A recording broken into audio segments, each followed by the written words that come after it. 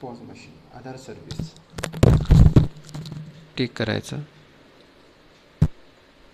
Beneficiary verification इथे card number किंवा आधार card number टाकायचा. मी इथे कार्ड नंबर टाकला 27.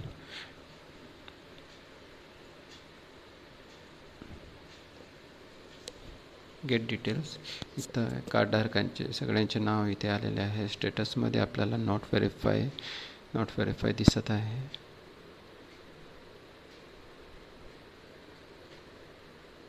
नॉट व्हेरीफाय सिलेक्ट करायचं आणि इथे आधार नंबर टाकायचा.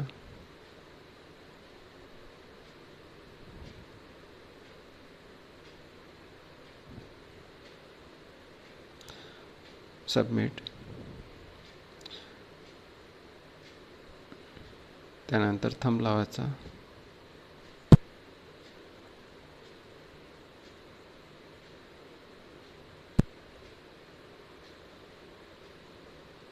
इथं सर्च होत आहे.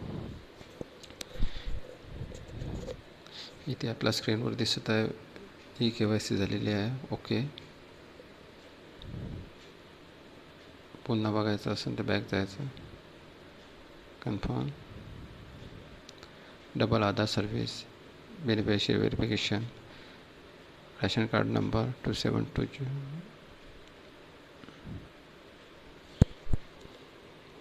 Gate details.